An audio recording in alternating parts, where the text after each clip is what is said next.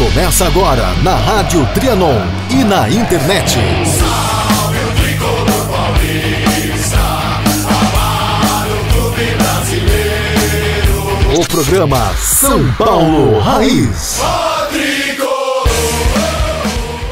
Bem, amigos da Trianon, um abraço para todos vocês. Estou representando aqui a gerência da Rádio Trianon AM 740, do nosso querido Ricardo Araújo, para dar boas-vindas a esse programa que eu tenho certeza absoluta que será um sucesso muito grande, que irá ao ar todos os sábados das 14 às 15h30, São Paulo Raiz, e que poderá até incentivar outros clubes a tomarem o mesmo caminho. O São Paulo Raiz é um jeito de ver o São Paulo por dentro e o São Paulo das arquibancadas, do que acontece, tipo mais bate-papo de boteco, etc., mas também por dentro de tudo que acontece no Tricolor, porque eles estão realmente por dentro e, claro, vestem todos a camisa do São Paulo Futebol Clube, o que é muito legal. O programa vai contar histórias, as glórias do São Paulo, vai contar e vai falar desde a sua fundação até os dias de hoje, histórias importantes que marcaram época não só para o clube, mas para o futebol, para o esporte brasileiro e também no esporte mundial, que o São Paulo tem o seu nome escrito em ouro nessa história mundial do futebol, com os títulos que conquistou, mas também vai trazer curiosidades, muitas entrevistas, vocês vão matar saudades de muitos ex-jogadores, de dirigentes, de momentos importantes da vida do Tricolor. Enfim, repito, é um programa de São Paulinos para os São Paulinos e um programa que é feito por São Paulinos para os torcedores do São Paulo Futebol Clube. O Kaká vai assumir o comando agora, apresentação de todos os companheiros da mesa aqui, e bola pra frente, porque todo sábado, das 14 às 15h30, São Paulo Raiz é atração aqui na Trianon, no AM 810 da Rádio Universal de Santos, que retransmite para toda a Baixada a nossa programação, e você nos ouve também pelo site da Trianon, www.trianonam.com.br. Kaká, sorte, sucesso e parabéns pela iniciativa de todos vocês. Muito obrigado, Lucas. Então, torcedor tricolor, sejam todos muito bem-vindos. Comece então o programa São Paulo Raiz. E comigo dividem a bancada aqui então Alex Bourgeois, o Inácio Barreto, Ricardo Flight, Rony Altieri. Então, o boa tarde aqui do Alex. Valeu, Alex. Seja bem-vindo também aí. Vamos começar essa empreitada aí. Boa tarde, obrigado. É uma honra estar com É uma honra estar com todas essas feras aqui para falar do São Paulo, Kaká. Vamos lá, Inácio Barreto. Boa tarde a todos. É um prazer também, uma honra estar presente a um programa que a gente possa debater um pouco do São Paulo Futebol Clube. Ricardo Flight, grande idealizador do programa. Não, tamo junto. Então, boa tarde a todos e que a gente tenha a mesma sorte para tocar esse programa e que seja a virada do São Paulo, né? Que o começo desse programa também seja o começo de uma nova fase no São Paulo. Verdade. Rony Altieri. Boa tarde, galera São Paulina. Realmente é muito bom falar do São Paulo, né? Mesmo em tempos difíceis, é sempre gostoso falar do São Paulo. E a gente espera poder atender aí toda a demanda, né, que a coletividade São Paulina tem hoje. Obrigado a todos também. Então é isso, vamos abrir aí, vamos ouvir um pouquinho do nosso glorioso hino. Salve o tricolor paulista, amado clube brasileiro. Tu és forte, tu és grande, dentre os grandes és o primeiro. Tu és forte. Meus amigos, é o seguinte, você pode curtir a página do programa no Facebook e também seguir o nosso perfil no Twitter. Só digitar São Paulo Raiz e aí você encontra a gente no Facebook e também pode seguir a gente aí no Twitter. E antes da gente começar aí a falar do São Paulo, do que acontece, vamos ouvir aí um dos grandes ídolos da nossa torcida, né, o grande zagueiro Oscar Bernardi, que formou aí uma dupla sensacional com Dario Pereira, né, na década de 80. O Oscar chegou ao São Paulo já no fim dos anos 70, se eu não me engano, não foi, Rony e Inácio? Chegou no fim dos anos 70 E ele mandou aí também um recado para a torcida tricolor. Sou Oscar Bernardi, ex-zagueiro do São Paulo, na década de 80, onde formei a grande zaga com o Dario Pereira. O motivo de eu estar aqui hoje é para um convite para um programa São Paulo Raiz, que será exibido na Rádio Trianon AM todos os sábados a partir das 14 horas. Tá bem? Então, esse programa vai contar sobre a história, as histórias do tricolor, dos ex-jogadores, dos jogadores atuais, né? E também do São Paulo atual, né? Do Campeonato Brasileiro. Tá bem? Muito obrigado e um grande abraço a todos. É isso aí, meus amigos. Então vamos começar aqui o programa para valer mesmo. Vamos fazer a bola rolar aqui. E é o seguinte, né? Aqui no programa, como bem disse aí o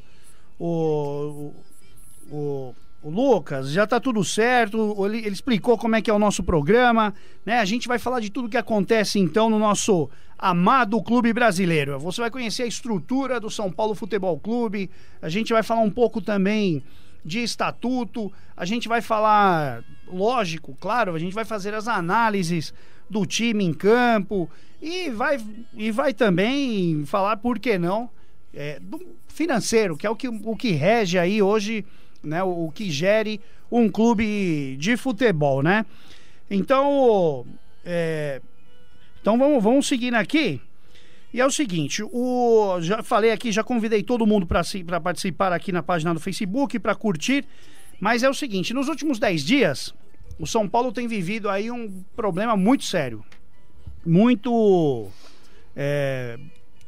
grave aí, que culminou com a demissão do Rogério Ceni, né? Foi venda de jogador, muita coisa aconteceu e culminou aí com a saída do Rogério Ceni agora, nessa semana. Então, pra gente começar e para valer, eu já pergunto aqui pro Ricardo Flight, qual foram os erros, né? Houve um ou mais erros nessa condução, desde a contratação do Rogério Ceni e até a sua demissão. Como a gente analisa esse período aí em que o ex-goleiro, o maior ídolo da história do São Paulo, ficou aí à frente do comando do time? Bom, Kaká, eu penso que o São Paulo errou e o Rogério também errou em aceitar ser técnico de São Paulo nesse momento da vida dele, da carreira dele.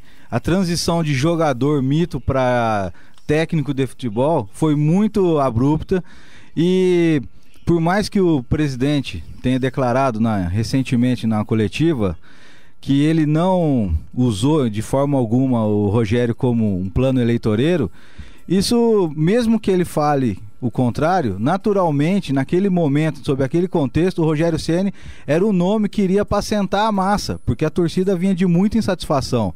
Então, de certa maneira, ele foi usado, não houve um acordo, mas é óbvio que isso reflete numa esperança, né? Refletiu numa esperança para o torcedor. E do ponto de vista do Rogério, eu acredito que foi prematuro da parte dele. Ele pode vir a ser um grande técnico, mas ele poderia ter passado por outras etapas, como passou o Carille, por exemplo. E você concorda com ele, Rony? Não, eu discordo do Ricardo, e o Ricardo sabe disso, né? A essência por do isso programa, que o programa é bom, né? Exatamente. A essência é essa, é ser raiz, e raiz é democracia, né? Não pode ser outra coisa. Não é verdade? Eu discordo um pouco, porque eu penso que poucas pessoas conheciam tão profundamente o São Paulo como o Rogério Ceni para poder assumir uma função, né, um cargo desse.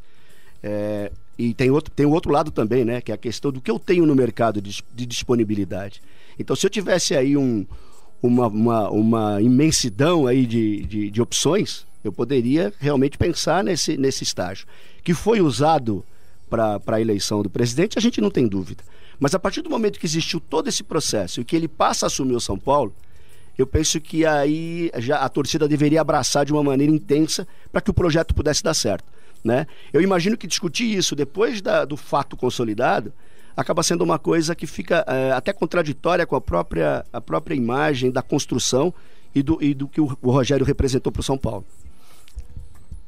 Oi, Inácio, e você, o que você acha? O que você acha que poderia ter sido feito aí na condução desse processo todo? Então, na realidade, eu tenho a mesma opinião que o Flight, né? Eu acho que o processo foi muito mal conduzido desde o início, né? O Rogério foi, sim, uma parte do programa eleitoreiro do Leco, né? Mas também tem o erro dele de ter assumido o São Paulo, né? E esse é um primeiro ponto. O segundo ponto é que, após ele ter assumido, eu acho que realmente ele não estava preparado para essa tal função, visto que, em campo, o São Paulo não rendeu absolutamente nada nesses 6 meses em que ele esteve no comando do time. Foram pouquíssimos jogos que a gente conseguiu ver alguma estrutura, alguma mexida do técnico na mão do time. Então, e culminou, e eu que sou um cara que frequento muito a arquibancada, Curva Norte, né, a gente tem lá um grupo de amigos, né, lá da Curva Norte, enfim, a gente comenta bastante entre nós e entre a arquibancada, que já havia um divisor, mesmo na torcida, né, uma grande insatisfação com o Rogério.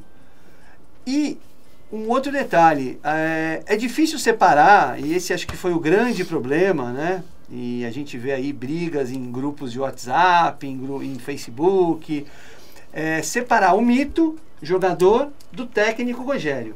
Por isso que eu acho que foi muito prematuro essa contratação. E para você, Alex, essa condução desse processo todo aí? Eu tenho uma visão um pouco mais parecida com a do Rony. Eu acho que o fato do Rogério assumir o São Paulo é uma coisa que me parecia meio natural, independentemente dele estar super pronto ou não super pronto. Eu acho que ele mesmo sabia que ele não estava totalmente pronto, mas ele achava que devido ao conhecimento que ele tinha do São Paulo, ele tinha condição. Eu ainda acho que o maior culpado não é o Rogério disso tudo. Eu acho que o problema do Rogério é você ter recebido uma ideia de um projeto para desenvolver no São Paulo, e isso foi, ao longo dos 6 meses que ele passou lá, sendo destruído. Se você olhar para técnicos que estão em outros times, que talvez não tenham nem a experiência de jogador, ou que são técnicos há muito pouco tempo, eles tendo um projeto que é mantido, eles conseguem trabalhar. Mas se você entra, né, e fica mudando o time, fica mudando o jogador, fica mudando elenco, fica mudando direção, é muito complicado, eu acho, desenvolver o trabalho. Eu acho que ele foi vítima disso, muito mais do que outra coisa. A questão então seria, a gente poderia avaliar o Rogério Ceni caso tivesse um elenco fixo desde o começo do ano e chegasse agora no meio sem alteração. Aí a gente avaliaria o desempenho dele. O que eu acho, cara, é que é muito difícil em 6 meses você fazer uma avaliação de um técnico que passou por tudo que ele passou dentro do São Paulo. É difícil saber se o Rogério é um bom técnico ou se ele não é um bom técnico. Eu acho que é muito complicado saber. O que a gente conseguiu ver é que ele tem boas ideias, aparentemente ele tem um caminho que parece ser razoável, mas, poxa, com tanta mudança de jogador que ele teve, é muito difícil. Com elenco mutante, qual o esquema tático? Na realidade, é difícil você analisar o Rogério Ceni como técnico. É isso? Porque é o seguinte, na minha visão, ele ainda não é técnico. Ele foi estudar lá fora, se eu não me engano, acho que o Alex, enfim. Acho que ele fez 2 cursos da UEFA, mas nível para treinar times amadores na Europa, né? Então, eu acho que ele tem capacidade, mas ele poderia ter ficado mais 1, 2 anos estudando, fazendo estágios lá fora, porque ele tem conhecimento das pessoas que treinam o Manchester, Mas, Inácio, a pergunta que eu te faço é a seguinte: imagina que o São Paulo não tivesse tido todas as mudanças de jogador que aconteceu. Será que o Rogério não teria tido mais sucesso? Eu posso até concordar num ponto, porque assim, no Campeonato Paulista não tiveram mudanças, certo? E o time foi muito abaixo do que a gente imaginava. Mas era o início de trabalho, né? Sim, claro. Também é o início de trabalho, tudo. Mas concordo que a diretoria dilacerou o time A partir dos últimos 45 dias. O que na verdade existe é o seguinte, o limite, né? O limite da paciência tricolor, ele já passou faz tempo, né? Então a gente quer resultados imediatos, sendo que nós tivemos nos últimos anos aí mais de 10 treinadores, não sei, 12, 15 treinadores. 17 treinadores, para ser mais exato. Foram na média 2 treinadores quase por ano. E não faz parte da história do São Paulo isso também, né? O São Paulo sempre foi diferenciado por manter treinador trabalhando. Aí o maior ídolo da história tricolor, certo? Assume o time. Eu acho que é até mais do que isso. Eu acho que hoje ele é talvez... a gente estava conversando isso antes do programa começar, né? Se você olhar ídolo de futebol brasileiro hoje, você tem 2. Você tem o Neymar, que é da seleção, e você tem o Rogério Ceni. Perfeito. Não tem outro em atividade ou... né? Então, e esse maior ídolo passa a ser questionado em 6 meses de trabalho, gente. O elenco, nós conhecemos o nosso elenco. A gente sabe o que o nosso elenco fez até agora, ou seja, nada, né? E ele assume o time... Não vamos... Ok, tem a questão da inexperiência, tem uma série de fatores. Conhecer futebol, Rogério conhece. Conhecer o São Paulo, Rogério conhece. O problema é o nosso limite de paciência. E, obviamente, sem estrutura, sem direção, que é o que acontece hoje, os caras lavam as mãos e simplesmente jogam o Rogério, né, aos leões. É que na realidade o pessoal acha que só porque o cara foi um grande jogador de futebol, ele também será um grande técnico de futebol.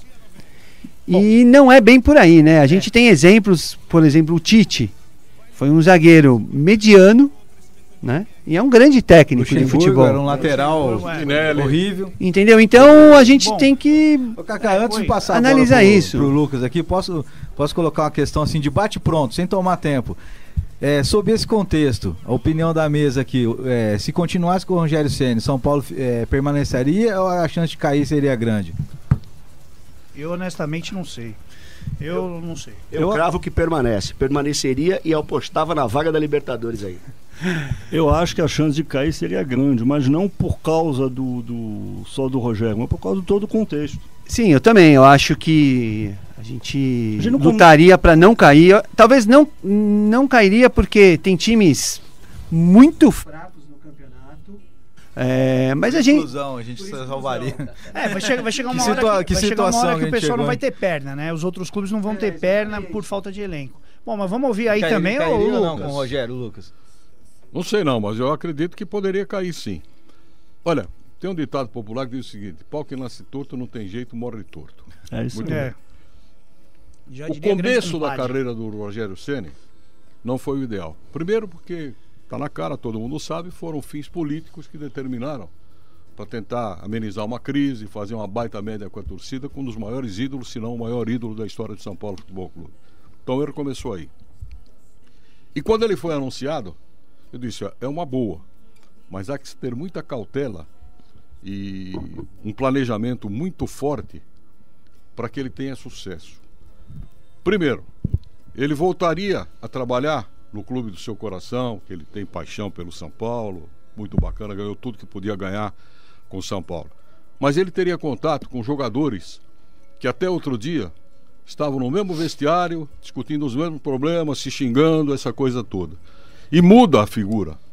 O respeito que tem que haver, a hierarquia, etc., ia mudar. Era um ponto contrário.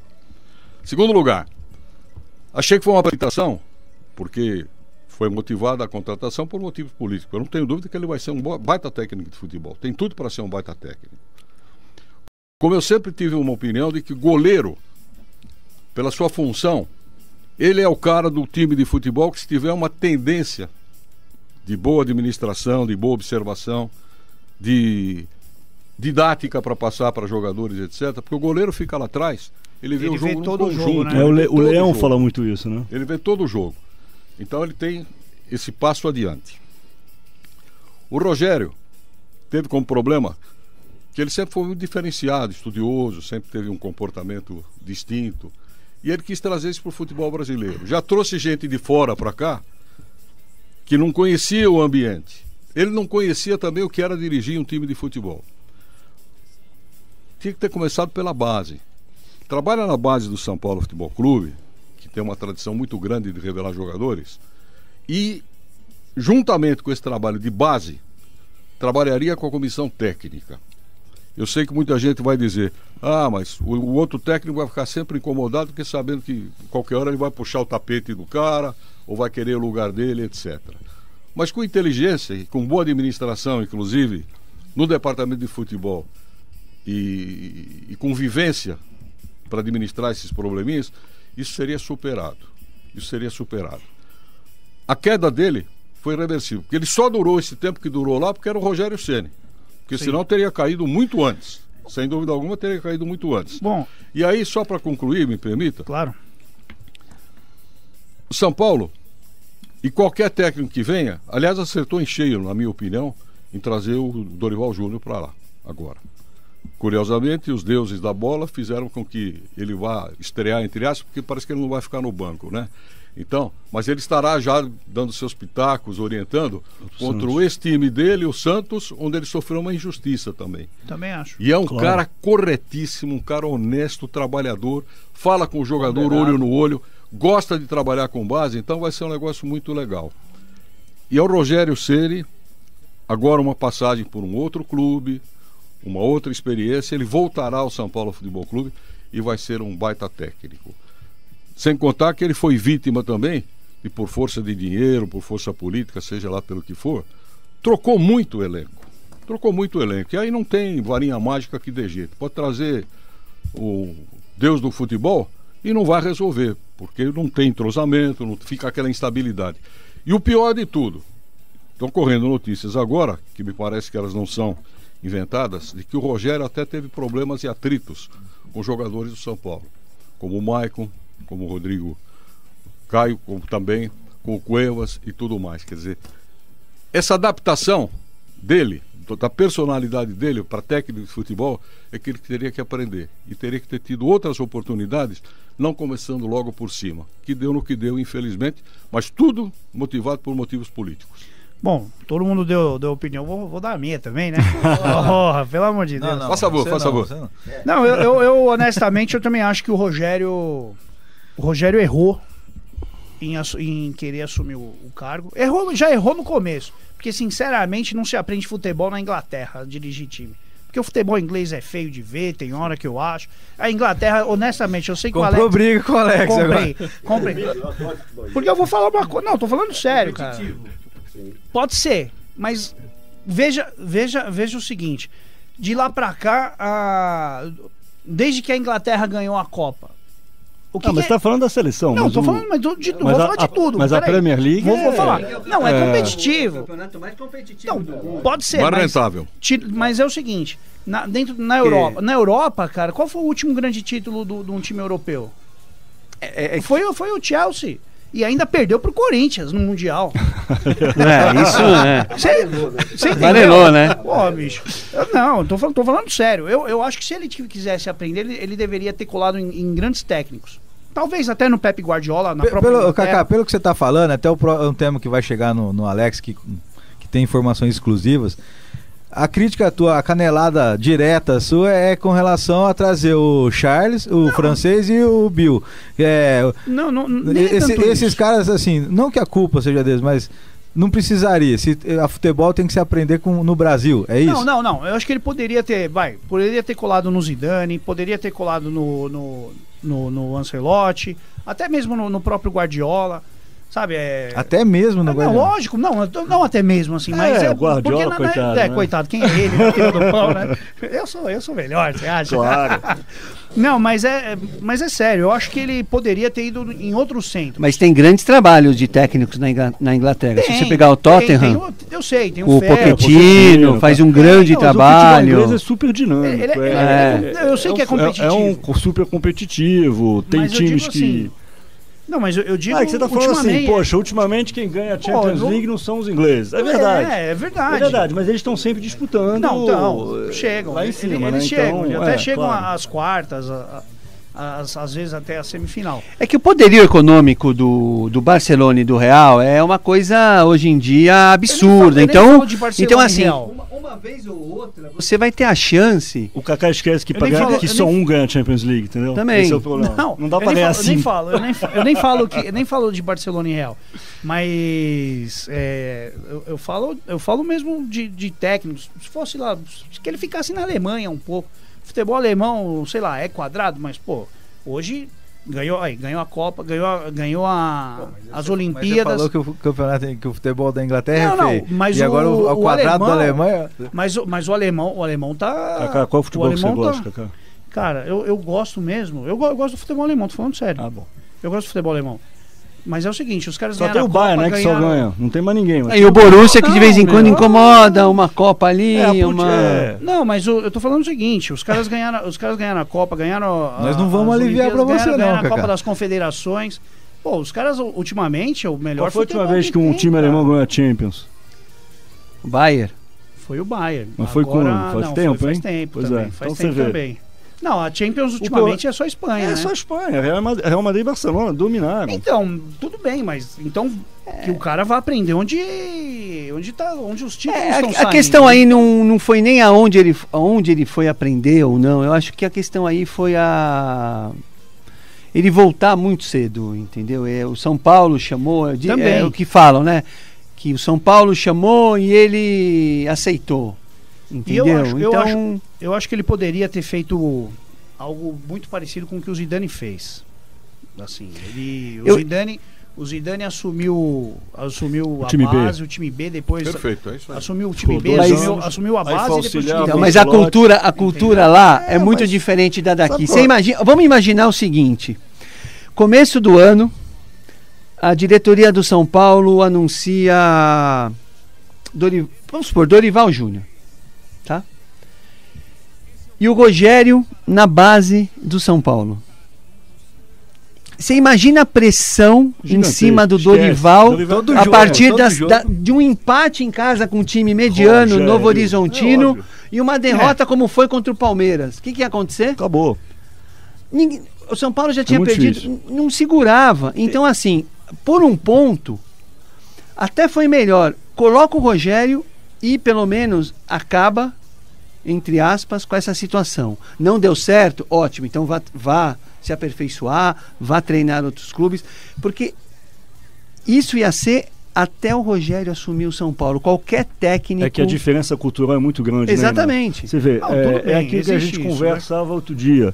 Europeu gosta de futebol. Brasileiro não gosta de futebol. Brasileiro gosta de ganhar. Isso. É diferente. Entendeu? Essa é a diferença. O brasileiro gosta da pelada? Não, o cara gosta de ir lá e ver o time ganhar. Não gosta de ir lá pra ver o time, pra torcer, ver o time jogar bonito, etc. Quer ganhar. Então, se você tem uma pressão gigante pra vencer. Só um pitaco, o último, assim, pra fechar esse negócio do Ceni. Eu não condeno o Ceni também, porque é o seguinte: pensa que vocês, o ouvinte que tá em casa, é o seguinte: em que outro momento, em que outro contexto o cavalo passaria arriado pra ele? Imagina você, eu não tô tão preparado. Ele tinha consciência, só que é o seguinte, a chance é agora. Todo mundo aqui pegaria. Eu acho que ele tomou a decisão certa com as informações que ele tinha. É o seguinte, a gente já, até dentro ainda do assunto Rogério Ceni, e dentro do futebol inglês, ele trouxe aí o Michael Bale. E o Alex conversou, né, com o Bale depois da saída dele aqui do São Paulo.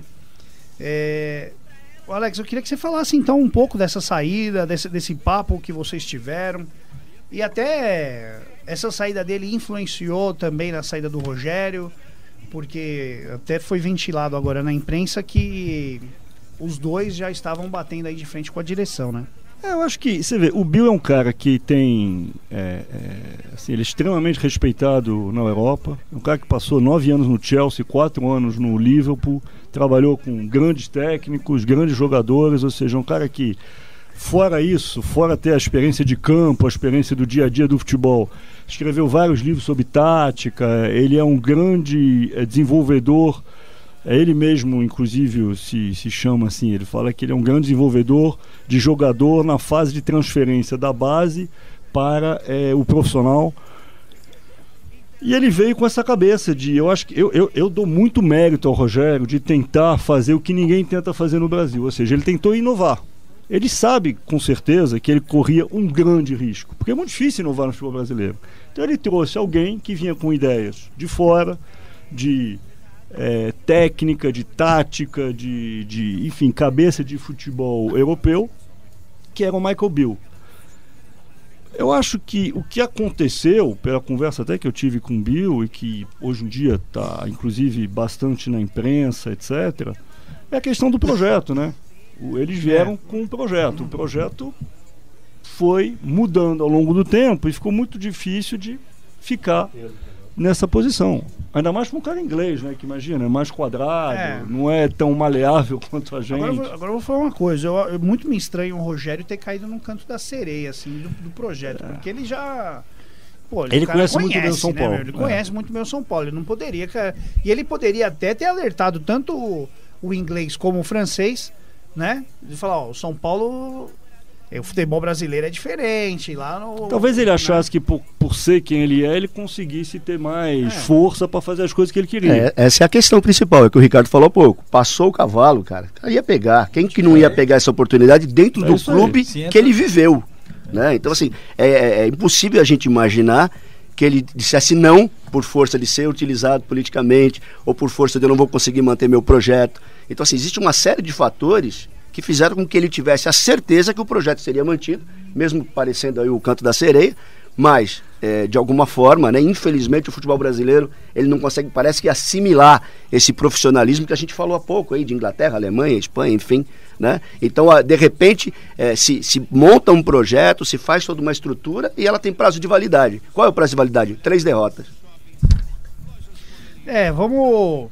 Bom, é o seguinte, a gente vai seguindo aqui, a gente... vai continuar falando aí dessa demissão do Rogério Ceni, mas agora dentro já da... Vamos chamar o nosso primeiro quadro, Curva Norte aí, Morumbi. E o nosso amigo Inácio Barreto aí vai falar dessa repercussão nas arquibancadas dentro do clube. Roda a vinheta.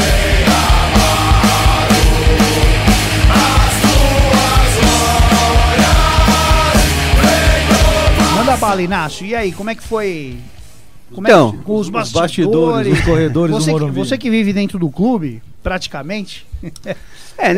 Na realidade, o São Paulo, desde o início da eleição, né, ele está muito dividido, né?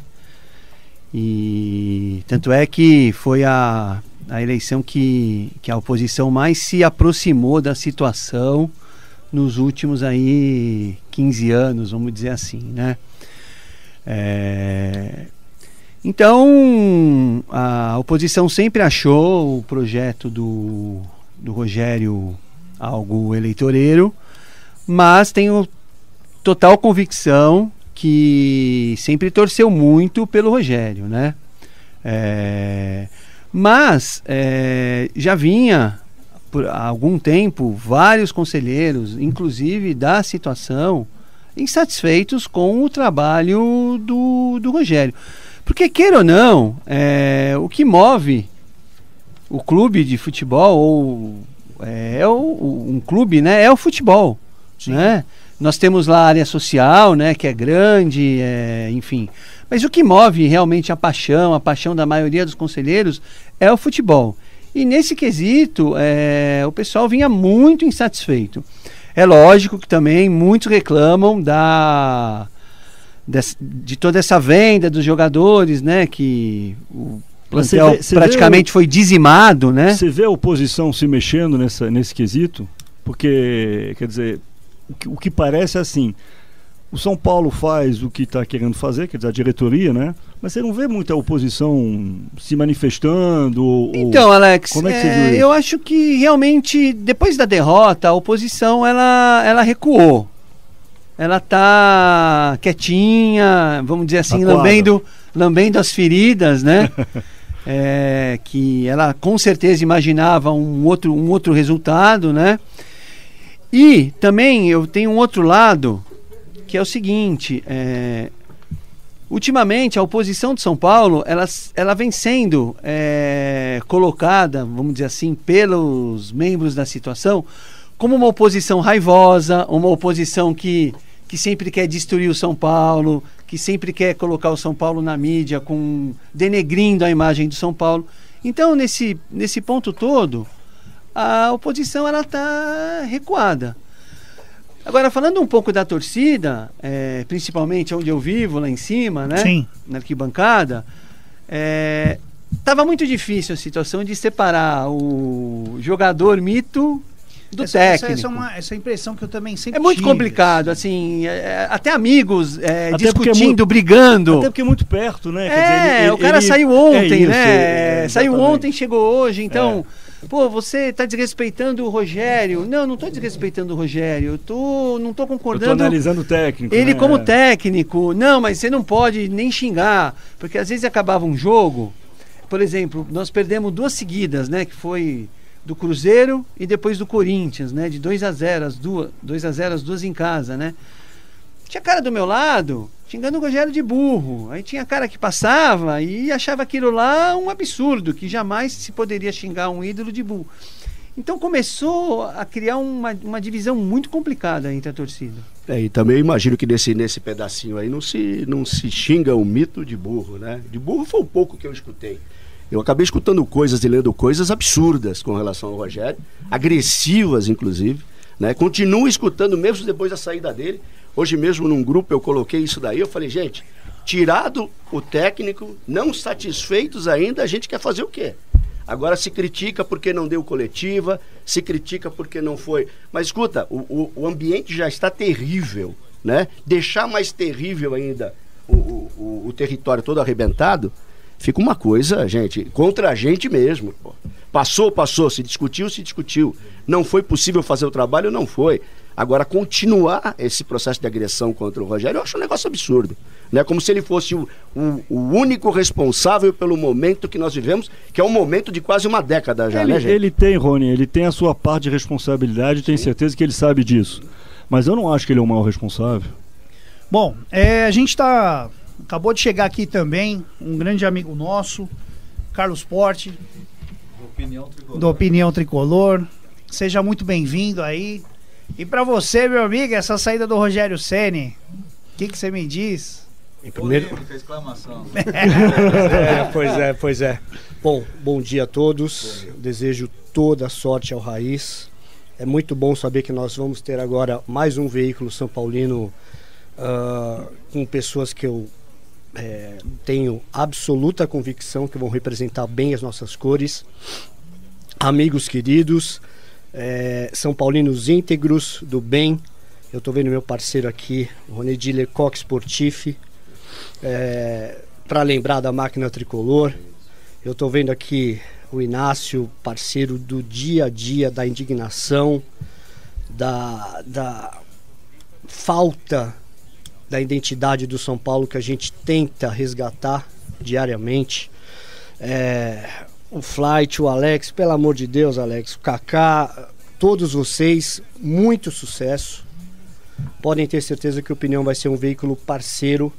E ontem já fizemos questão de divulgar na nossa edição, que foi uma edição com o André Azevedo, presidente da Dragões, a estreia de vocês. E vamos estar junto nessa caminhada, porque precisamos da união de forças do São Paulino verdadeiro. E todos são São Paulinos verdadeiros. Não existe mais ninguém mais São Paulino que ninguém. Agora, a verdade... Teve tal do São Paulo de verdade. Não, então. Pois é, a história diz o seguinte, que o São Paulino de verdade é aquele que apoia, é aquele que sofre, é aquele que comemora, e nós não comemoramos mais, e é aquele que não fecha os olhos para a realidade. O São Paulo que estão querendo nos passar nos últimos anos é um São Paulo de mentira.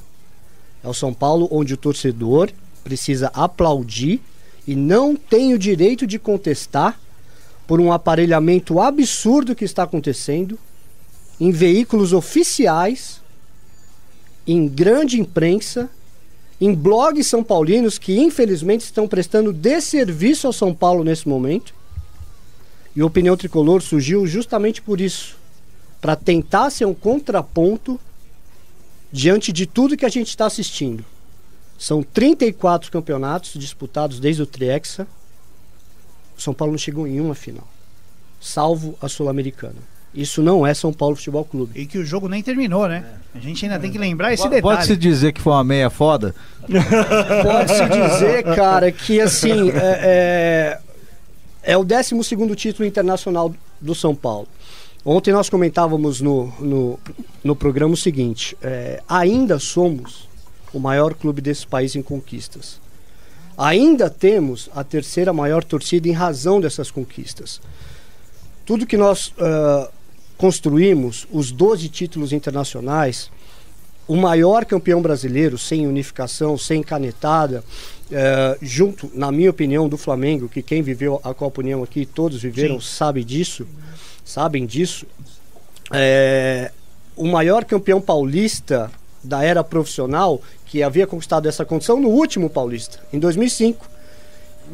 E agora, por todas essas questões de soberania, de arrogância e principalmente perpetuação do poder, o São Paulo vai completar no ano que vem o maior jejum de títulos paulistas desde o advento do Morumbi.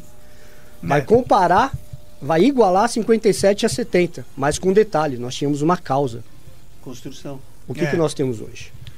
É verdade. Vendas, uma causa. e vendas, e vendas. 500 milhões em vendas nos últimos anos. 1 bilhão. 1 bilhão? Desde 2002. Olha aí, e em razão disso, ainda a gente tem que ficar quieto. Nos últimos 15 anos, 1 bilhão de reais. Nós temos ainda que aceitar que isso é caminho certo, que isso é reconstrução, e se a gente brada o contrário, nós torcemos contra o São Paulo, como tem sido feito essa questão nas redes sociais. Quase que é uma perseguição, né? Não, é basicamente assim, cara. Nós estamos vivendo uma era de ditaduras avessas, onde o que nós temos, o universo da rede social é um universo muito particular, pessoal. 70% da rede social não viveu a grandeza do São Paulo. Porque nós temos cerca de, até 24 anos, nós temos um perfil da rede social em cerca de 30%. O pessoal nasceu depois da década de 90, né? Fora o Rony aqui que viu o Sastre jogar, o resto, entendeu? Eu, né? Eu fui receber o Leônidas lá no Brasil. Então, fora o Rony que recebeu o Mas o Porte Leônidas. falou com toda razão, é isso mesmo. A rede social ela é muito jovem, né? Então... Inácio, aí a gente vai mais além. São 30% até os 25 anos. Dos 25 aos 34, são mais 40%. É isso. Quem tem até 35 anos estava nascendo na época do Bimundial, era muito criança, não tinha lembrança. Então só recebeu como herança o quê? O jornalismo, só conhece o jornalismo. E também, né, Posto, não tem o contexto histórico do que era aquele momento, né, da década de 90, de onde o São Paulo estava, o que o São Paulo virou. Acha que, sei lá, o cara que tem 22, 23 anos hoje, acha que não, aquilo lá foi normal, ganhamos, porque não é bem assim a história, né? Se tornamos, inclusive acho que todo mundo assistiu as matérias dos 25 anos da primeira Libertadores, e com muita propriedade foi dito no Esporte Espetacular que São Paulo se tornou o paradigma do futebol brasileiro naquele momento. Exato. Até então, os estaduais tinha uma dimensão tão grande quanto os campeonatos nacionais. Verdade. E o São Paulo simplesmente demoliu isso porque a obsessão passou a ser a Libertadores no primeiro semestre, arrebentou o calendário. Os estaduais chegaram a sair do calendário do futebol. As pessoas não lembram que a Libertadores não tinha importância. Não, o clube brasileiro não dava importância. Isso. Era tipo, tanto que os maiores vencedores até então eram Independente, Penharol, enfim. Uruguaios, etc. Acho que todo mundo aqui devia estar... Acho que todo mundo estava lá no Morumbi, né, em 92. Eu estava. E entrou muito mais que 120 mil pessoas com certeza. Naquele jogo. Porque o meu ingresso ficou inteiro. Meu canhoto ainda não foi destacado. O meu tá lá, inteirinho, rapaz. E então, é certeza, muita gente entrou durante a própria partida. Então, depois daquele jogo, tanto é que nem a Globo transmitia, né? O Galvão Bueno foi contratado pela antiga OM, né? E a OM, e aqui em São Paulo era transmitido pela Gazeta, a Libertadores, né? A Globo nem transmitia, não dava nem bola. Agora que todo mundo viu aquele mundo de gente dentro do estádio lá, pô, aí que os caras começaram a... Pô, isso aqui tem futuro, tem né? futuro. Pô, não é verdade?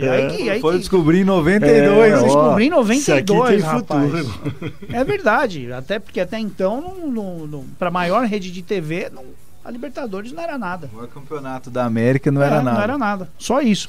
Bom, vamos fazer um intervalo rápido. Daqui a pouco a gente volta então com aí o quadro a Camisa que entorta o varal e vamos falar aí também das vendas aí dos jogadores. Daqui a pouco o São Paulo Raiz está de volta. Não saiam daí.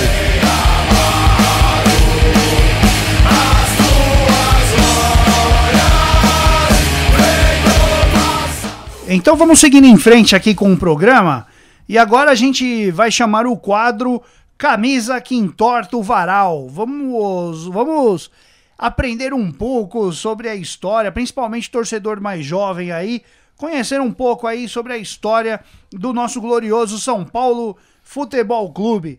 Rony, o que você traz aí para abrir o programa, para falar aí da história do nosso São Paulo? É isso aí, né, senhor? É que em tempos que nós temos vivido, né, em que jogador não passa mais de 6 meses numa equipe, fica a imagem de que jogador de futebol é assim mesmo, vem, vai embora, não cria raiz nenhuma, né? E isso não é bem o que aconteceu, por exemplo, na nossa história. Nós temos uma história de jogadores que chegaram, construíram espaço, conquistaram títulos, né? Criaram a raiz do São Paulo, enfim, e são hoje grandes nomes da nossa história. Tá? Então, obviamente, para o pessoal mais novo, fica essa imagem de jogador que chega, vai embora, não se adapta, não fica, não ganha nada, né? Vira ídolo sem ganhar nada. Para mim, isso é uma coisa contraditória demais. Né? Como é que um ídolo não ganha? Né? Enfim, mas são os tempos que vivemos. Então, nesse sentido, eu fiz aqui algumas anotações, claro, né? Para pelo menos a gente ter uma sequência lógica disso, para lembrar de alguns que chegaram e que o São Paulo investiu alto, né, nesses jogadores e que construíram essa história com a nossa camisa, não é verdade? Então vamos lá. Por exemplo, Leônidas da Silva, né? Que nos anos 40, o pessoal fala que eu conheci o Leônidas, que eu fui buscá-lo lá no braço, carreguei ele nos braços, né? Enfim, mas não foi bem assim. Mas claro, Leônidas, né? Leônidas quando chega aqui no São Paulo, por exemplo, ele chega meio desacreditado. Ele já estava um pouco... Na época, 30 anos era uma idade alta para jogador de futebol. Tá? Então ele chega um pouquinho debilitado, mas era o grande Leônidas, né? Ele veio de qual time? Ele vem do Flamengo do Rio. Ele sempre jogou no Rio. Ele tinha dificuldade de se imaginar jogando em São Paulo, principalmente por causa do tempo, né? A questão da garoa. Isso quem conheceu um pouquinho do Leônidas e assustava o Leônidas. E dizem que o Silvio Caldas, né? um cantor aí mais antigo, acabou convencendo ele a trazê-lo aqui para o São Paulo. Né? Naquela época se viajava de trem, que é uma outra coisa, né? Que hoje não se imagina um jogador de futebol que anda em jatinho próprio, né? Jatinho particular. Então ele vem de trem para São Paulo, chega lá no Brás, 10 mil São Paulinos esperando o Leônidas, né? E o carregam nos braços. Enfim, foi um momento assim fantástico da nossa história. E Leônidas vem compor um elenco fantástico da história do São Paulo, que nos anos 40 ganhou quase tudo que tinha. E o que tinha na época era Campeonato Paulista. Né? O Campeonato Paulista era de uma importância, sempre foi, até os anos 70, os anos 80, o Campeonato Paulista tinha representatividade. Como a gente disse, até a primeira Libertadores do São Paulo, o Paulista tinha aquele peso, né? O Paulista tinha aquele glamour ainda, né? Até verdade. Tanto que a gente pode cravar que depois de 92 o Paulista começou a perder um pouco mais de espaço. Foi até o nosso último grande paulista, assim, que foi em cima do Palmeiras.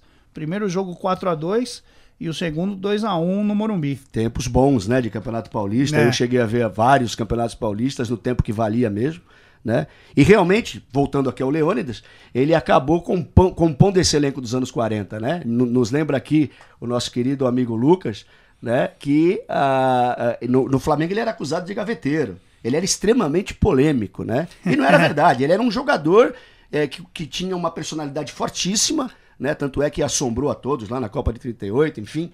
É um jogador fantástico. E esse jogador fantástico o São Paulo traz, né, para cá, para São Paulo, com todos os esforços possíveis, né? Para poder, inclusive na época, o seu Paulo Machado de Carvalho que trouxe ele. que era o nosso diretor de futebol. Exatamente. Você vê, Não, tudo bem, é aquilo que a gente existe isso, conversava outro dia. Para poder falar um pouquinho dele também, tá? Certo. Junto de Leônidas e logo depois a gente recebe o Sastre, o jogador argentino, né, que já tinha jogado aqui com a seleção da Argentina no Rio de Janeiro e praticamente massacrado a seleção brasileira, destruiu a seleção brasileira num jogo em São Januário, e o São Paulo vai lá e compra ele do Independiente, tá? E traz o Sastre para compor aquele meio de campo. O Sastre vem numa situação muito parecida.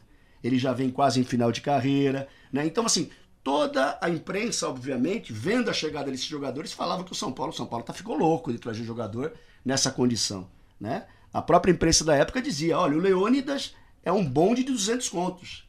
E ficou conhecido como bonde de 200 contos. Por quê? Porque ele vinha numa situação já em fim de carreira, com lesões, mas os dois ali juntos com outros jogadores fantásticos, que nós vamos lembrar também num outro momento, compuseram a equipe fantástica que o São Paulo teve nos anos 40, tá? E que levou campeonatos paulistas aí vários. A gente tem também na sequência, né, uma figura marcante da nossa história, que é o José Poy, né?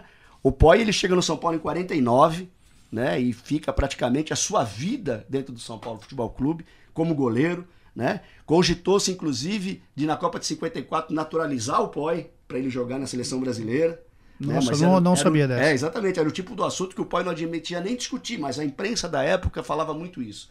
Tamanha era a qualidade, né, que o Poy tinha no gol e a sua postura como ser humano também, é claro, né? E o Poy tem história no São Paulo, ajudou a construir o Morumbi, todo mundo sabe lá que o Poy saía vendendo lá um pouquinho.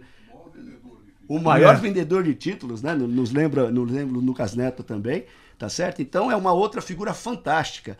Eu cheguei a ver o seu Poy como técnico de São Paulo em 75, na nossa final com a Portuguesa, aquela dos pênaltis do Valdir Pérez, aquela coisa toda. O Poy era técnico tricolor e foi campeão, né? Mais um pouquinho à frente a gente tem o Zizinho, que chega em 57 numa situação muito parecida com a situação do Leônidas. E ele chegou até mais velho ainda que o Leônidas, né? Exatamente, mais velho, com problema de joelho. Ele chega trazendo uma história recente de poucas conquistas. Então, assim, ele estava meio que abandonado, entre aspas, lá no Rio de Janeiro. O São Paulo traz o Zizinho e, novamente, a imprensa senta o pau pelo dinheiro que o São Paulo gastou no Zizinho. E o Zizinho vai ser o principal jogador da nossa conquista de 57.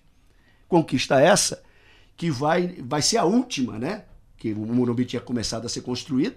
E ele vai ser a última. Nós vamos encarar um jejum aí de 13 anos com a chegada do Zizinho. Né? Ele chegou ao São Paulo com mais de 30 anos, né? Exatamente, exatamente. Já chegou bem... Ele chegou com 36 anos, na verdade, no São Paulo. Pra época, né? Pra época. Isso, não, até hoje a gente ainda fala... Até hoje a gente torce o nariz quando um jogador de 30 e tantos anos chega num clube. Isso. Mas tá aí o Zé Roberto no Palmeiras jogando ainda... 58, mais ou menos? Por aí, né? É verdade. Então, o Zizinho vem, o São Paulo é campeão de uma maneira fantástica naquela final contra o Corinthians, né? Enfim, no Pacaembu. Nós vamos falar desse jogo também num outro momento, tá? Só que aí nós vamos entrar numa fila aí de 13 anos. Tá? Certo. E depois desses 13 anos, chegam duas feras. Duas feras. E que feras, né? O Gerson chega primeiro, em 69, tá? E vai montar o time que vai ser campeão em 70, já com o Morumbi, já dentro do Morumbi, não é verdade? O Papagaio, como era conhecido, né? Vai ser logo depois tricampeão do mundo no México. Então, o nosso representante na história das conquistas brasileiras é o Gerson, né? O meia esquerda campeão do mundo, um jogador fantástico, né? Um jogador de uma qualidade... fora do comum, inclusive, que eu tive o prazer e a oportunidade de ver jogar, né? Que comecei a acompanhar o São Paulo basicamente no Morumbi, a partir dos anos 70. Né? O Gerson chega, nós somos campeões paulistas de 70, quebramos o jejum, aí chega o Pedro Rocha. Que é pra matar a pau. Aí não tinha mais jeito. Que nem o Pedro Rocha, eu vi poucos jogarem. Né? Às vezes as pessoas me perguntam, quem foi o seu maior Deus? Eu, pra mim, particularmente, o Pedro Rocha. Que eu vi jogar, né? A qualidade, a técnica, a maneira de passear em campo, a gente chamava isso, não é verdade? Elegância, então, né? Elegância, oportunista, fazia gols fantásticos, batia a falta como poucos, né? O Pedro Rocha foi um diferencial no São Paulo. Então, foi outra grande contratação do São Paulo, né? Nesse período, que vai se juntar o Gerson e vem o BIT 71. Sim. Tá ok? Voltando a lembrar os amigos aí mais novos, Pra mim, ídolo é aquele que conquista títulos. Esse negócio de botar, não, o cara é meu ídolo, mas o cara não ganhou nada, é um negócio meio complicado. Né? Então eu defendo muito essa terra. É ídolo, ganhou alguma coisa? Não. Então, amigo, só bom jogador. De barro? De barro, aí é complicado, né? Enfim. Aí vem Pedro Rocha, né? E a gente vai chegando nesse cenário. Bem lembrado pelo amigo Lucas Neto aqui, né? O Pelé. Você imagina o índice Pelé de qualificação de craque, né? Colocou o Pedro Rocha como entre os 5 maiores jogadores do mundo da época. Você imagina o nível e a qualidade que tinha o uruguaio. Inclusive, eu vou abrir aqui um parêntese, eu acho um dos maiores absurdos da nossa história também, o São Paulo não ter feito um tal jogo de despedida para o Pedro Rocha.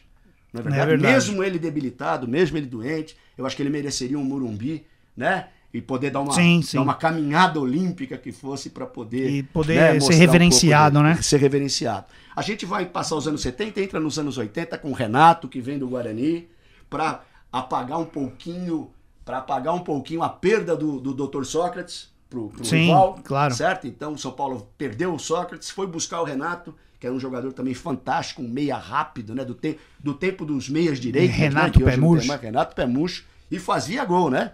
Ele fez 100 gols com a camisa de São Paulo. Pô, gol pra caramba. Hoje em dia o cara isso porque tinha o pé murcho, hein? Tinha o pé murcho. Se tivesse calibrado, pelo amor de Deus, são 299 jogos e 100 gols. Então é uma média fantástica do Renato. Né? Eu vi atuações fantásticas do Renato no Morumbi. Junto dele vem Oscar, junto dele depois vem Careca, a gente recebe Falcão, Cerezo, Leonardo, enfim. Raí, né? Eu tô falando das grandes contratações. Né? O Raí chegou desacreditado também aqui, desacreditado, né? Exato. Essas caras que vieram aqui, eles vieram de alguma forma, mas eles tinham um nome. O Raí criou o nome no São Paulo, é verdade. Então, dessa maneira, eu acho que pra mim, talvez, desculpem se eu esqueci algum nome, o Amoroso foi o último grande jogador que foi contratado, tinha nome internacional e ganhou. E chegou desacreditado também. Chegou desacreditado, mais Vamos procurar os jogadores desacreditados, de repente a média é essa, né? É verdade.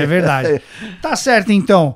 Esse aqui, então, foi o quadro Camisa que Entorta o Varal. É a história do nosso glorioso São Paulo Futebol Clube. A gente vai ouvir... Ponto todo, a oposição ela tá recuada. Agora, falando um pouco da torcida, principalmente onde eu... Olá, torcedor tricolor. Quem está falando é Maurício Louro. Sou jornalista esportivo. Jogador mito. De longa data.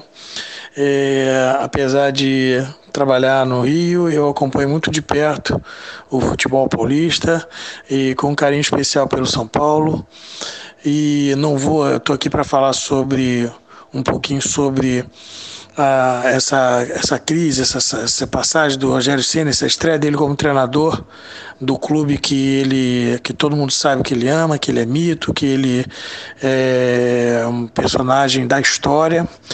Enfim, não vou engrossar a fileira que fala, que critica, enfim, que é muito fácil dizer agora, após a queda dele. Acho que a atitude do Rogério Ceni de assumir o São Paulo foi uma atitude até para se glorificar, para se valorizar.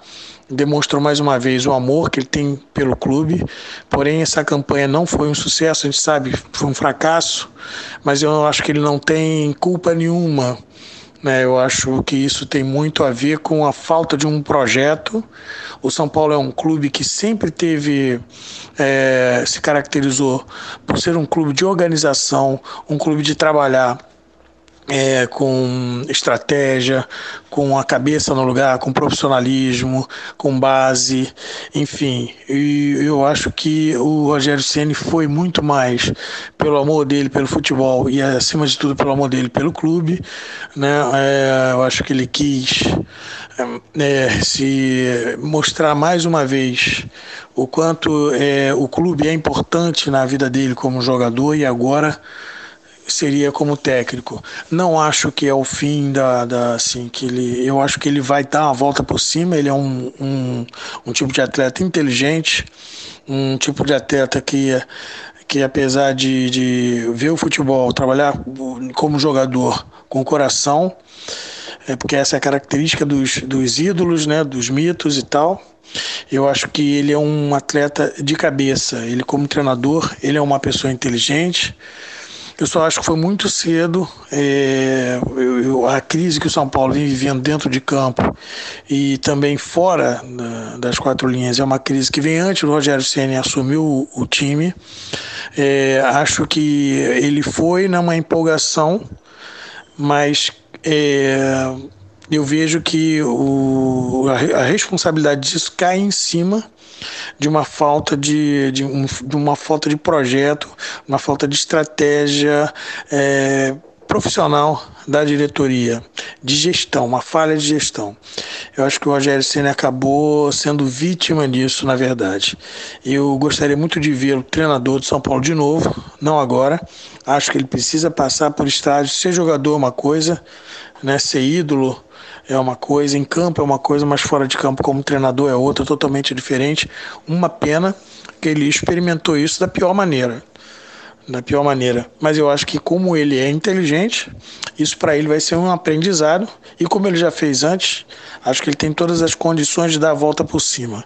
Eu torço muito para ver o Rogério Ceni brilhando numa nova geração de treinadores, até como essa que a gente está vendo aí, né, aparecendo bem, enfim. Eu acho que ele pode engrossar sim essa fileira. Eu tenho certeza que o Rogério Ceni pode ser um grande treinador. Torço muito para que ele não desista. E também torço para que o São Paulo saia dessa lama, para que aquele São Paulo organizado, profissional, com uma visão de futuro, uma visão moderna de futebol, enfim, reapareça, e que os títulos, consequentemente, venham a reaparecer também no clube, porque o São Paulo é grande, a gente sabe que essa crise é uma coisa passageira, ok? Um grande abraço. Pois é, meus amigos, idas e vindas de jogadores fazem parte aí da rotina do futebol. E pra gente falar um pouquinho sobre isso, sobre esse mercado da bola, a gente chama agora o quadro Futebol SA. Roda a vinheta.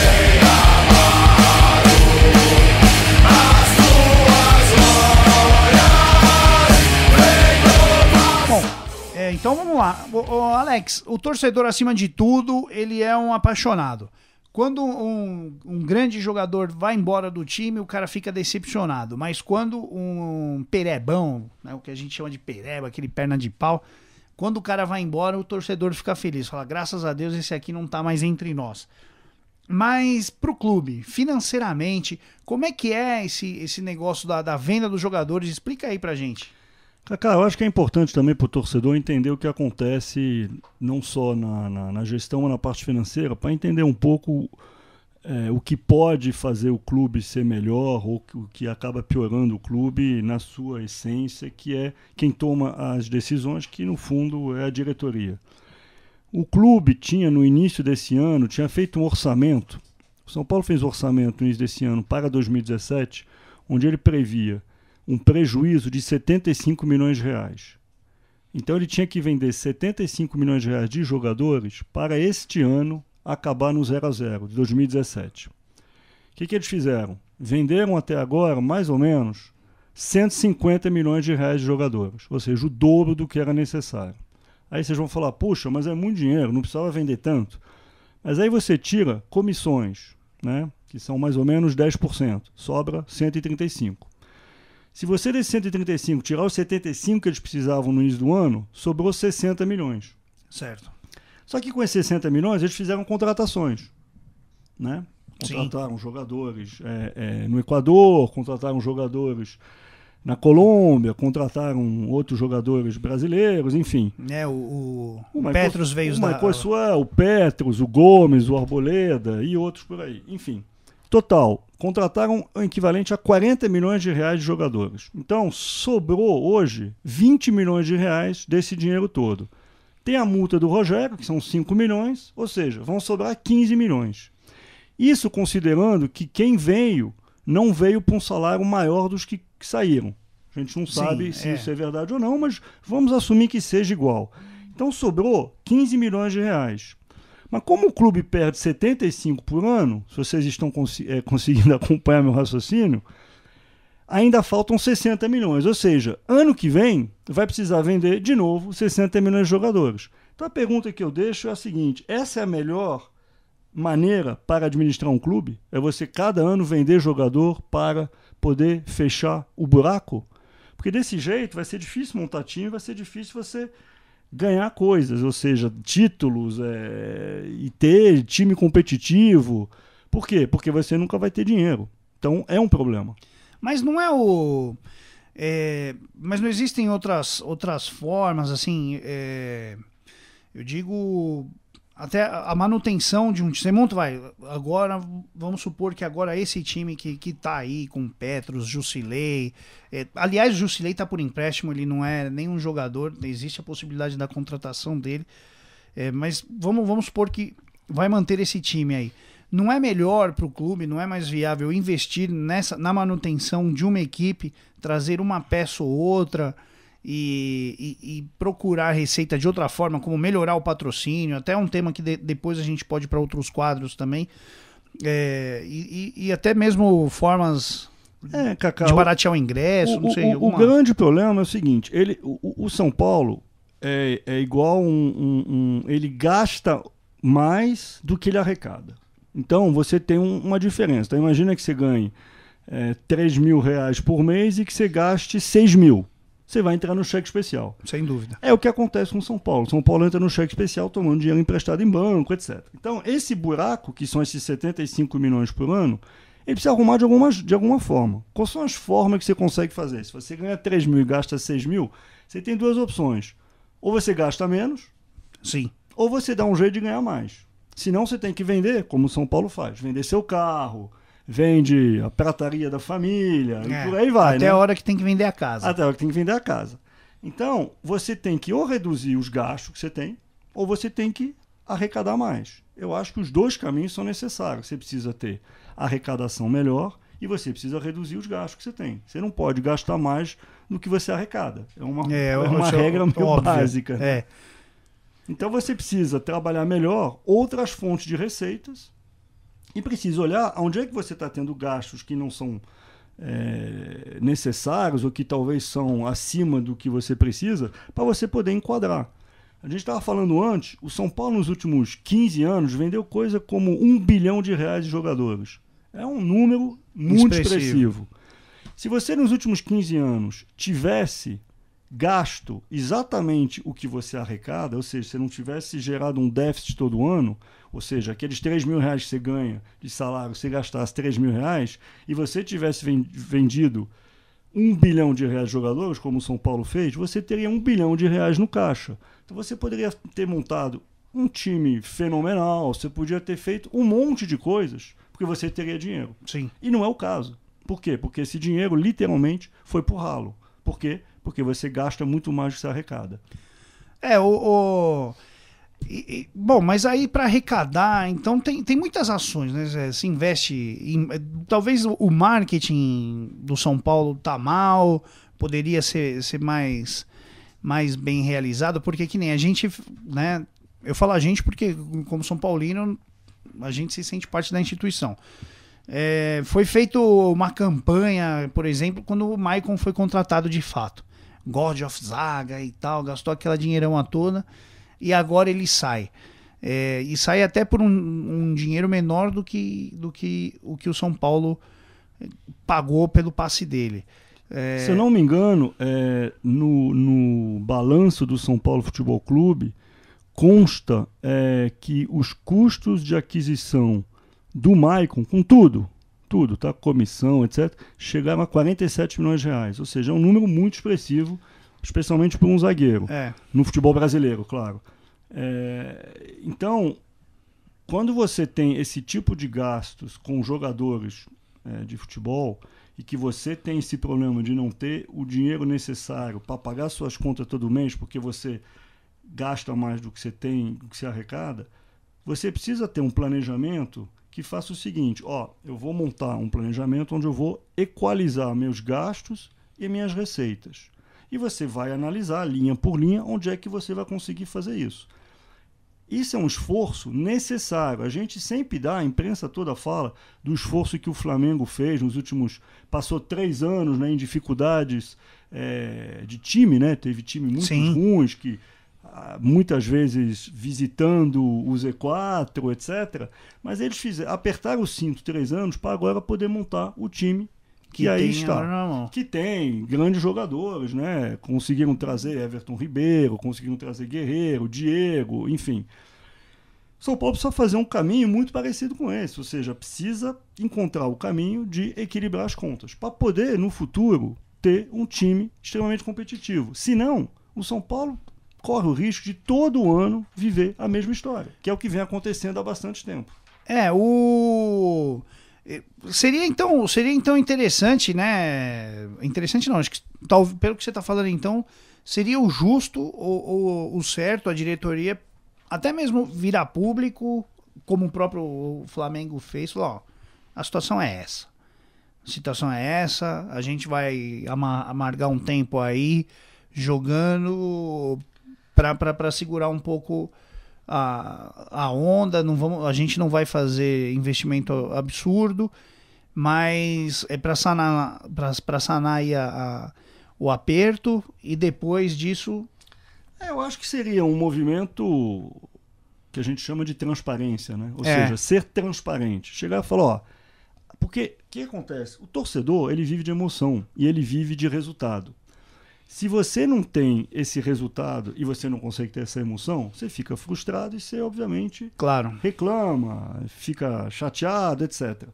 Só que o torcedor, ele precisa entender o que acontece. Então, se você vende para o torcedor que está tudo bem, ele acha que está tudo bem. E aí, quando os resultados não vêm, a frustração é maior. Mas se você for transparente e falar, a situação é essa, e nós precisamos fazer tais coisas para poder garantir que os próximos 10 anos do São Paulo vão ser gloriosos, puxa, eu acho que vale fazer. Tá certo, então. Esse foi o quadro Futebol SA.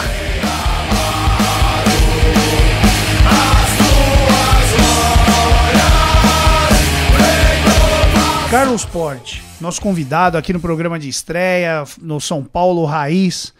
Porte, é o seguinte, a gente saiu Rogério, né, uma saída aí atribulada, chega Dorival Júnior.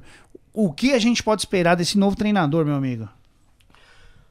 Olha só, do Dorival, eu tenho falado há algum tempo. Nas redes sociais eu fiz uma campanha recente no sentido que o Rogério fosse elevado a coordenador de São Paulo, no modelo parecido ao que fez o Atlético Paranaense com o Autuori, para que esse desgaste que o Rogério vinha sendo alvo pudesse ser contornado de uma maneira positiva, ele fazer interface base, profissional, ele cuidar desse ambiente boleiro com mais propriedade, sem a carga de não ser um técnico pronto, mas um técnico em formação, e que o Dorival viesse.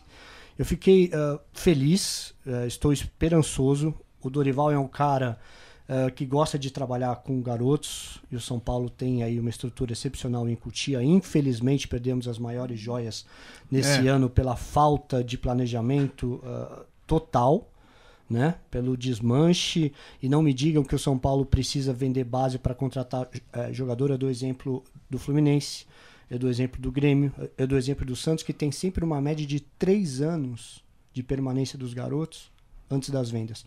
É assim desde Diego e Robinho no Santos, por exemplo, a fase Neymar e Ganso, os anos que ficaram no clube, e contratando e mantendo a base. Mesma coisa o Fluminense, o Grêmio foi campeão da Copa do Brasil com geração de 7 formados no Sul. O último jogo do líder do campeonato, infelizmente são eles, né, Kaká? Mas eles terminaram o jogo com 6 da base. Então, assim, voltando... Aliás, um golaço do moleque lá. E o Pedrinho... Golaço por conta da jogada. E o Pedrinho, que na história dele poderia estar conosco, saiba disso. Olha só que situação. Então, assim, manter a força da base, eu acho fundamental, e o Dorival gosta disso. O Dorival é um cara que foi campeão em 5 estados diferentes ao longo da carreira, tem um título internacional de Recopa, ganhou uma Copa do Brasil também. Agora, qual é o ponto eu não diria negativo, mas o ponto crítico. Chegar num clube em crise, ser cobrado por resultados imediatos. Ele precisa ter um caráter, acho que agregador muito grande para poder fazer o grupo comprar a ideia dele. Ele já chega com a faca no pescoço, né? Assim, por exemplo, primeiro desafio, justamente diante do ex-clube, ele não vai estar presente, mas obviamente ele pode estar passando informações valiosas ao Jardim, ao Pintado, para que possam usufruir. E na sequência do campeonato, que a gente tem obrigação de ganhar de um time em zona de rebaixamento, por incrível que pareça, concorrente direto hoje, que ele possa aí começar pelo menos com um empate e uma vitória para ter tranquilidade para os próximos passos. E aí somos nós, a torcida, que vai ser o principal jogador do Dorival Júnior. Precisamos lotar o estádio então, né? Isso, lotar, apoiar, jogar junto, porque nessa altura do campeonato não é a questão do seu diretor ou do seu presidente favorito, não é a questão do seu técnico favorito ou da sua escalação. É a salvação do São Paulo Futebol Clube no Campeonato Brasileiro. Tá certo então, Porte. Muito obrigado, viu, de você ter vindo participar aqui do programa, e saiba que a porta tá sempre aberta aí para vocês. Viu? Vocês também. Do Opinião Tricolor. E já quero fazer um convite no ar aqui. Na primeira oportunidade, quero estar recebendo vocês, eu e o meu grande parceiro Paulinho Heavy, na bancada lá do Opinião Tricolor, para vocês contarem tudo do que é o Projeto Raiz, tá bom? Maravilha, iremos. Obrigado. Obrigado você aí pela visita. E valeu a audiência de todos, obrigado, bom dia, tchau, tchau. Boa tarde, né? Boa tarde, é isso mesmo.